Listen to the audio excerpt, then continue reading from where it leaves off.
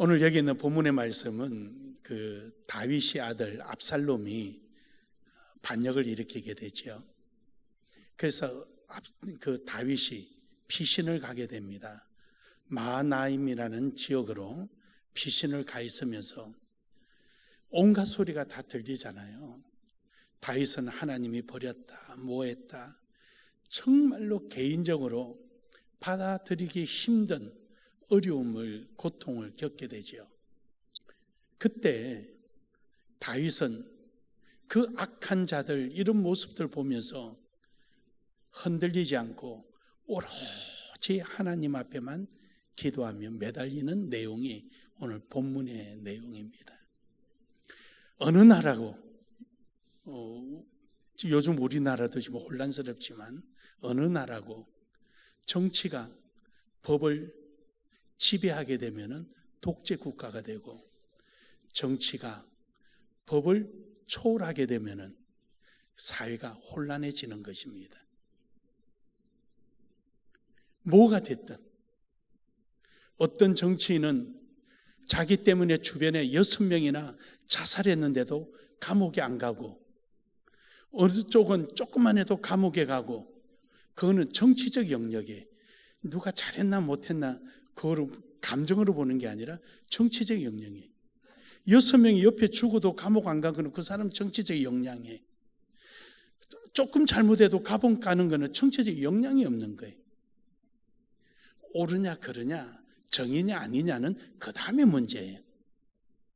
이 둘은 정치적 역량이에요. 이 정치적 역량이 있는 사람은 사람을 몇 죽여도 살고 영웅이 되고, 정치적 역량이 없으면은 잘못 없어도 감옥 가는 것이 정치적 역량이에요.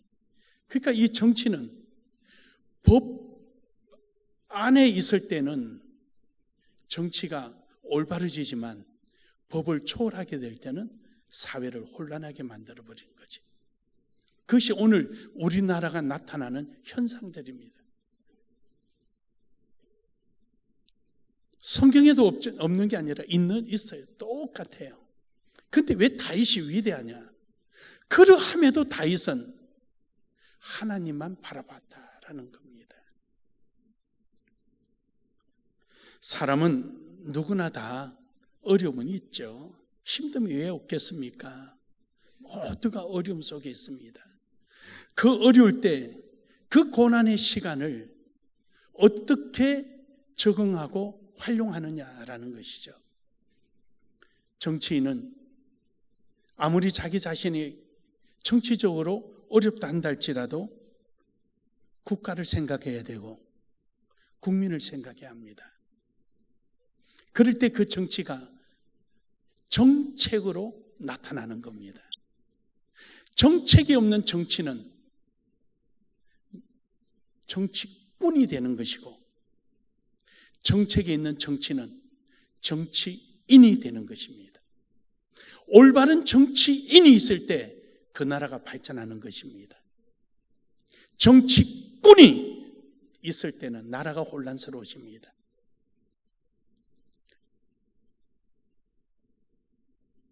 항상 우리는 우리 신앙인이라는 것이 무엇을 보며 무엇을 향하여 어떻게 가야 하느냐, 그것이 바로 우리가 가져야 될 중심 사상입니다. 오늘 다윗은 오로지 하나님만 바라봤습니다. 가까이 있는 일본의 1970년도에 유명한 작품이 하나 있었죠. 빙점이라는 것, 즉 얼음이라는 거죠. 얼음. 이 아야코라는 이 여자분이 그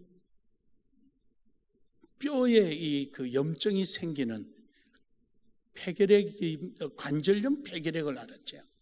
그러니까 온몸이 막 쑤시고 아프고 고통스러울 때, 그때 그가 쓴 이 장편 소설이 빙점입니다. 얼음 같은 이 세상에 그래도 이 속에서 사람과 사람 간의 훈훈한 인간미, 그리고 그 속에서도 자기의 그 존재를 찾아가며 갈등 속에서도 그 가치를 창출하려고 노력하는 인간들의 그 따뜻한 애를, 사랑을 기록한 유명한 장편 소설이죠. 근데 그녀는 기독교인이에요. 그가 이런 말을 남겼습니다. 아프지 않으면은 드릴 기도가 있고, 부르지 못할 찬송이 있으며 듣지 못할 말씀이 없다. 다시 말하면은요, 그 사람은 고통 속에서 비로소 하나님과의 교제함이 일어나고, 고통 속에서 그동안에 듣지 못했던 하나님 말씀을 듣게 되고, 그 고통 속에서 뭐가 그렇게 귀한 건지 그때서 가치를 발견하게 된다는 것이죠. 어떤 이는 손가락 하나도 꼼짝하지 못할 정도로 고통 속에 있을 때 누군가가 병문안을 와서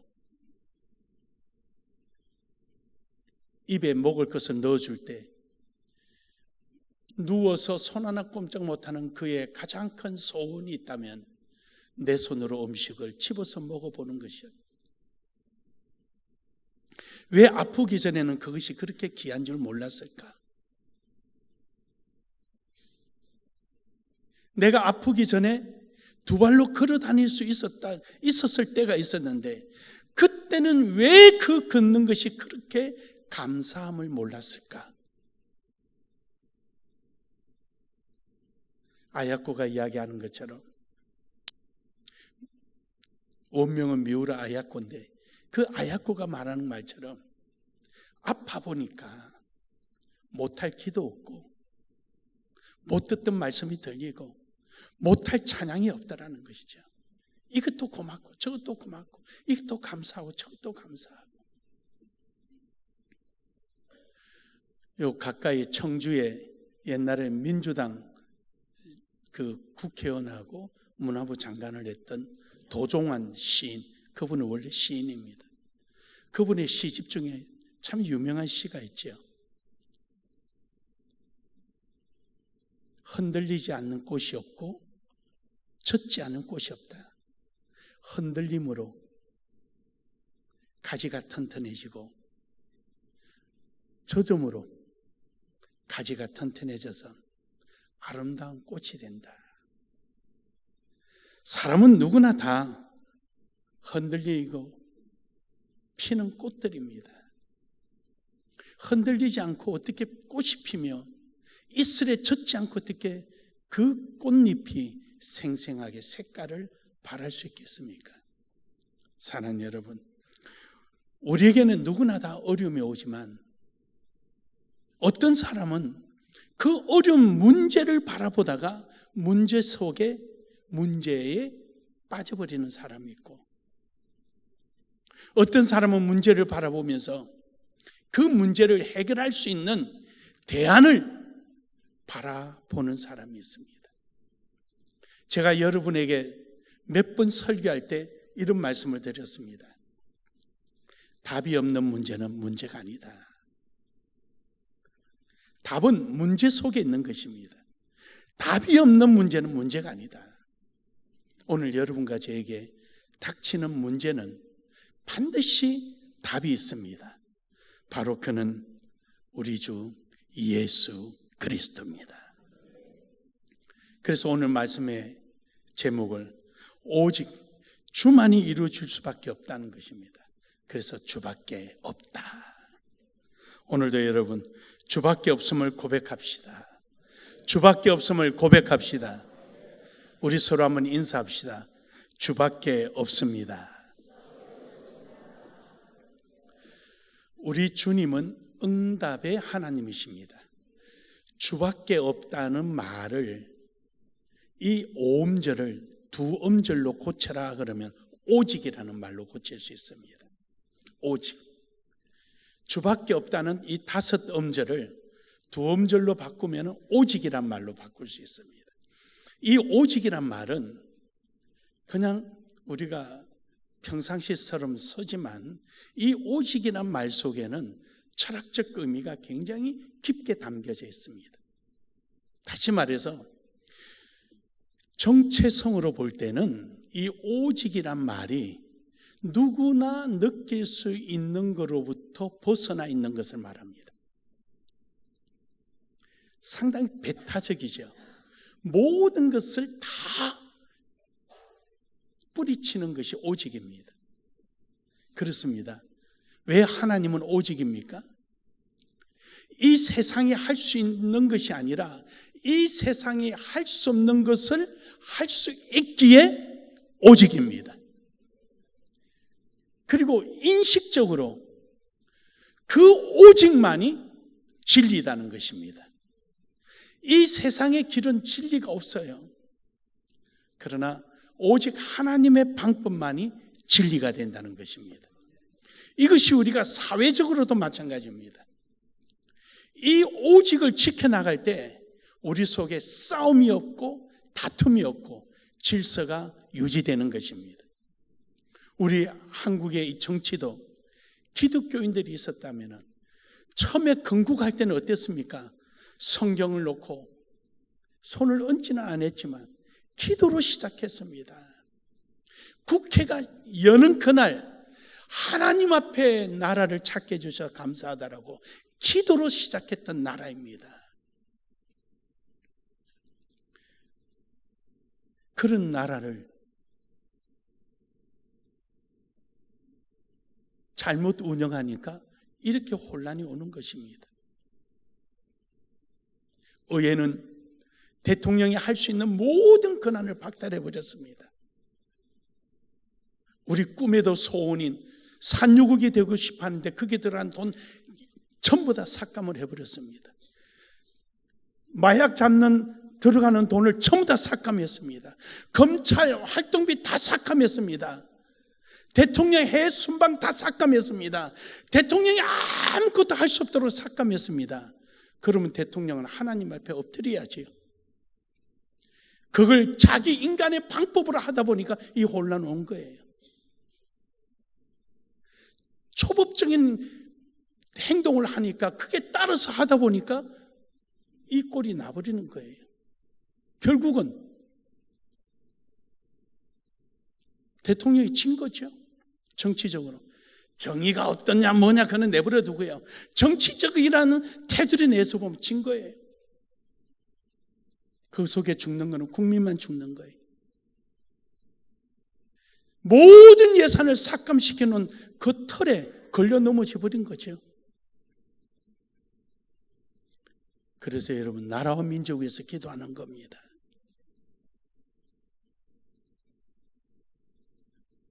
국민들이 판단할 능력이 있나요?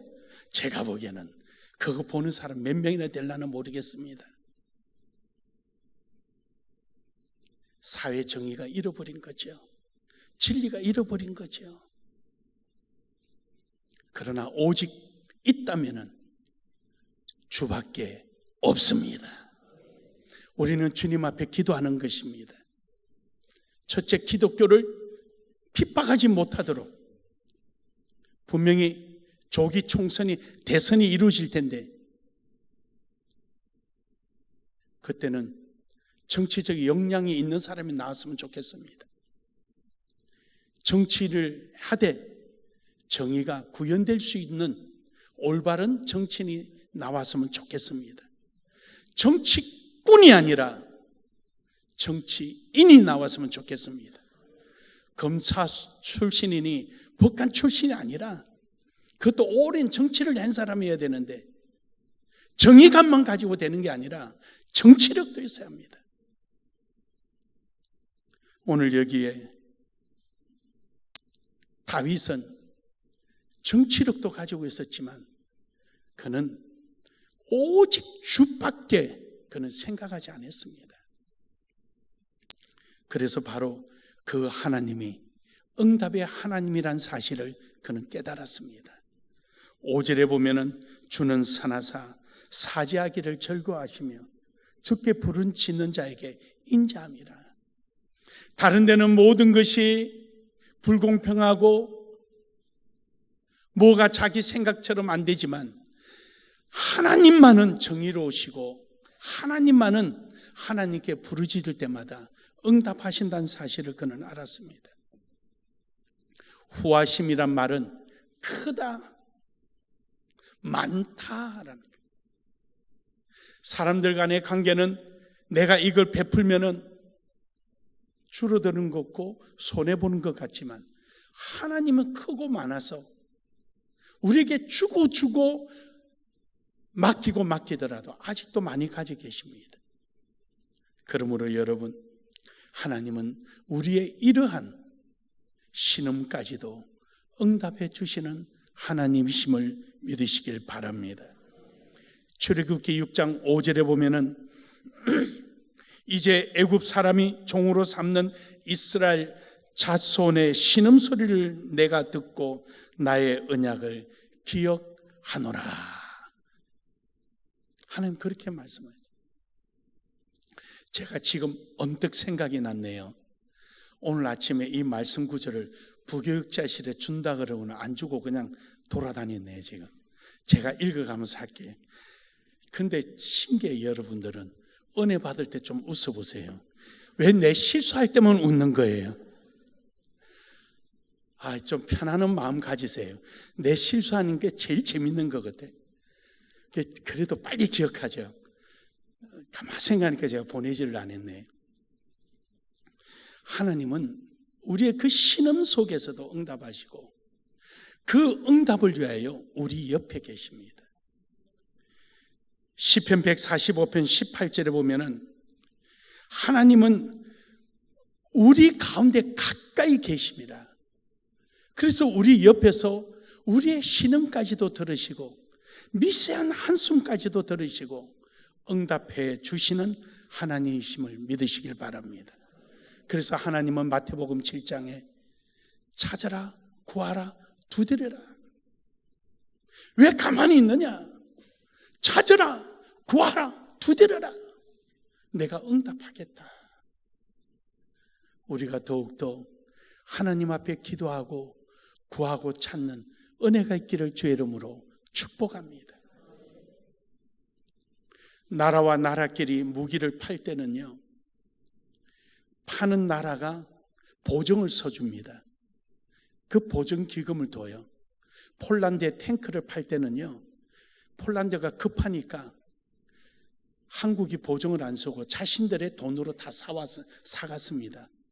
근데 대부분 전부 다 보증을 써요. 우리도 미국에서요, 무기 가져올 때 미국 은행이 보증을 써서 가져옵니다. 그래서 팔아요. 이걸 팔아야 돼요. 팔아가지고 좀 나쁘지만 어쩔 수 없는 현실이에요. 팔아가지고 이 무기를 전쟁 때 사용하는 거예요. 사용하는 거 보고 또 개발해요. 그래야 나라를 보호하죠. 미국이 왜 강대국입니까? 자기 무기들을 전 세계 보내서 전쟁하는 거 보고 무기를 개발하는 거예요. 재래식 무기에 뛰어난 우리나라는 북한 덕분이죠. 그래서 지금은 세계 최고의 재래식 무기를 가진 나라가 대한민국입니다. 이걸 팔아야 돼요. 근데 국회에서 팔지 못하게끔 보증기금을 전부 다 제로로 만들어버렸죠. 이제는 현자를 가지고 사가는 나라에게만 팔지 보증을 못 써줍니다. 생산 못해요. 지금 나가야 생산하는데 나가지 않는데 어떻게 생산합니까? 못해요. 북한이 파병 와 있는 우크라이나에 우리나라 연구원들이 파견돼야 됩니다.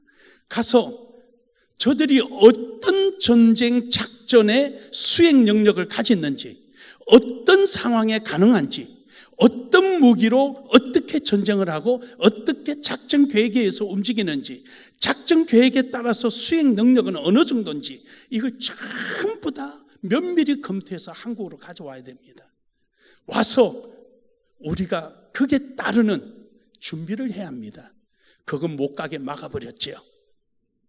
여러분 이런 거 알고 계셨습니까? 저는 잠이 오지를 않아요. 속이 분통이 트시고 막 눈물이 쏟아져서. 나라 없애자는 겁니까? 그러나 우리에게는 기도가 있습니다. 기도가 있습니다. 하나님은 우리나라를 버리지 않습니다. 왠지 아십니까? 우리는 선교 대국이기 때문입니다. 민다나오 그 깊숙한 곳에 외국인하고는 나 하나 있는 그곳에 서울 식당이라고 간판이 있어서 가봤더니 이름만 서울이고 음식은 맛도 하나도 없는, 그래서 주방에 가봤더니 필리핀 사람만 있어요. 그 정도로 소문나 있습니다. 세미나하고 빨리 피해라 그래서 차 타고 왔는데 도시락이 배달됐는데 김밥이에요. 이게 한국의 위대함입니다. 하나님 앞에 구하고 찾읍시다. 하나님은 우리 편이십니다. 그러므로 여러분, 요한일서 5장 14절에서 15절에 그를 향하여 우리의 가진 바 담대한 것이 이것이니 그의 뜻대로 무엇이든지 구하면 응답하시리라. 그러므로 여러분, 오직 주밖에 없는 이유는 응답의 하나님이시기 때문입니다. 두 번째로 능력의 하나님이시기 때문입니다. 본문 말씀 8절에 보면은 주여 신들 중에 주와 같은 자가 없사오며 주의 행하심과 같은 일도 없나이다. 여러분, 신들이란 누굽니까? 신은 하나님 외에는 없습니다. 근데 여기서 신들이라 표현하는 것은 인간들이 만들어놓은 신을 말하죠. 목상, 석상, 동상, 그걸 말하죠. 그래서 성경에 그들은 코가 있어도 냄새를 맡지 못하고 귀가 있어도 듣지 못하며 입이 있어도 말하지 못한다 그랬습니다. 그들은 아무 능력이 없는 것입니다. 그러나 오직 우리 주만이 능력의 하나님이십니다. 창세기 17장 1절에 보면은 아브라함이 자식이 없어서 99세가 되어도 자기를 포기하고 살 때 하나님은 그에게 태문을 열어서 이삭을 허락하여 주셨습니다. 욥기서 42장 2절에 보면은 욥이 그 많은 환난과 고난 속에 이제 막바지에 하나님의 능력을 깨닫게 나서 그는 이렇게 말합니다. 주께서는 무소불능하시오며 무슨 경영이라든지 못 이루심이 없나이다. 욥이 이제 지나고 나서 보니까 야, 하나님이 이렇게 하시구나. 그래 여러분, 지금 당장 내 눈앞에 어렵고 힘든 것 같아도 그러나 하나님이 함께 하시면 역사하시는 줄 믿으시길 바랍니다. 시편 147편 5절에 보면은 우리 주는 광대하시며 능력이 많으시며 그 지혜가 무궁하시도다. 하나님이 하신 건 놀랍습니다. 여러분, 우리 나눔의 교회가 19살 됐습니다. 2005년도 12월 달에 여기 왔습니다. 이 계룡시는 부흥이 안 되는 교회라고 그랬습니다.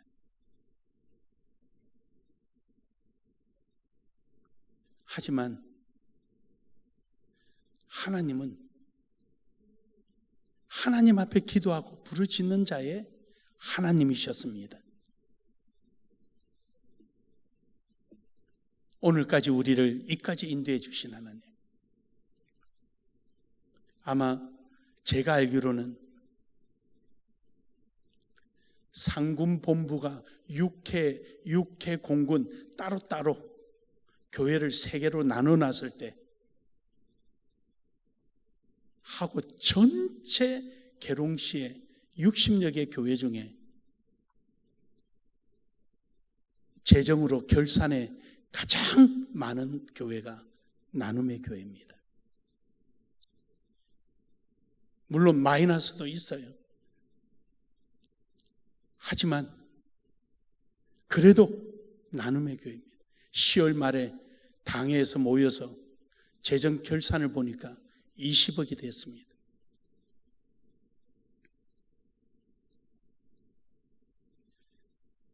하나님께서 19년 만에 이렇게 인도하시는 것, 하나님의 능력입니다. 그것뿐입니까? 여러분, 필리핀에 학교 짓는데 돈이 40억이 넘어 들어갔습니다. 그래서 지금 마무리 단계입니다. 교회를 13개 지었습니다. 학교를 초등학교 3개, 중고등학교로 6학년까지 있는 고등학교를 2개, 관인 유치원 3개, 국내에는 내포 나눔의 교회, 화순 나눔의 교회, 부산, 인천. 감사하게도 내포 나눔의 교회는 통합측에서 이 시대에 부흥할 수 있다 해서 7개 신학대학원생을 모아놓고 우리 박진우 목사님이 특강을 했습니다. 총회에서 요청이 들어왔어요. 화순 나눔의 교회 자립을 해서 지금 필리핀에 달리다군 고등학교를 돕고 있습니다. 여러분, 이게 기적이 아닙니까? 19년 만에 하나님이 이처럼 역사하셨습니다. 우리의 능력입니까? 천만에요. 주밖에 하실 수 없는 일입니다. 마지막 3번째로는 주만이 영광을 받으셔야 합니다. 그래서 영광의 하나님이십니다. 9절의 말씀 보면은 주여 주께서 지으신 모든 민족이 와서 주의 앞에 경배하며 주의 이름에 영광을 돌리니이다. 그렇죠. 우리가 코로나 생겼을 때 예배 못하게 할 때 제가 외쳤던 내용입니다. 전국 교회에다가 외쳤던 내용입니다. 우리의 정체성은 하나님께 예배함이 있고 우리의 사명은 열방으로 하여금 하나님께 예배케 하는 데 있다. 이상 이한 없습니다. 이것 때문에 우리가 존재합니다. 믿으십니까? 그래서 우리 교회는 예배했습니다. 여러분이 감사하게도 순종하고 따라줘서 하나님께 영광이 되고 이 모델이 많은 교회에 힘이 되었고 필리핀에 또 다른 하나의 메시지가 됐습니다. 사랑하는 여러분, 하나님은 우리를 오늘까지 인도해 주셨기에 우리는 하나님께 영광을 돌립니다. 시편 103편 8절에 보면은 여호와는 자비로우시며 은혜로우시며 노하기를 더디하시며 인자하심이 풍부하시도다. 하나 오늘 나의 나됨, 내가 오늘 여기까지 있게 된 것은, 우리 나눔의 교회가 여기까지 있게 된 것은, 우리가 오늘 여기까지 있게 된 것은 하나님의 자비하심과 인자하심이 풍부하시기에 참아주시고 기다려주시고 힘주시기에 오늘 이 자리에 있는 것입니다. 그렇게 하나님만이 영광 받으셔야죠. 시편 116편 5절에 보면은 여호와는 은혜로우시며 어려우시며 우리 하나님은 자비로우시다. 우리에게 은혜를 주시고 그 은혜가 이루어질 수 있도록 자비로움으로 우리를 이끌어 주시기에 오늘 우리가 있었지요. 우리는 어디서 하늘에서 떨어졌습니까? 여러분의 땅 파서 헌금이 나왔습니까? 여러분의 마음이 교회가 가고자 하는 방향 속에 함께 기도하며 부르짖고 간구하였더니 하나님께서 여러분에게 헌금할 수 있을 정도로 경제적으로 하나님 안정시켜 주시고 그 일을 할 수 있도록 마음을 열어주시고 역사하셨기에 오늘까지 온 거 아니십니까? 하늘에서 떨어졌습니까? 어디서 주셨습니까? 아니잖아요. 저는 확신합니다. 주님의 영광을 위해서 힘쓰고 애쓴 여러분은 분명히 잘 될 것입니다. 하나님께 인정받을 것입니다. 저는 100% 확신합니다. 여러분의 자녀가 잘 될 것이고 여러분 주님 앞에 갔을 때 상급 받으실 것입니다.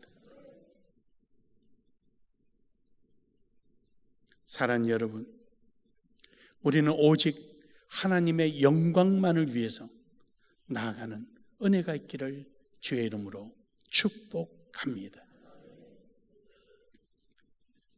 그때도 제가 그런 얘기 들었는데 어느 목사님 사모님이 목사님들하고 사모님 모인 자리에서 그래, 매주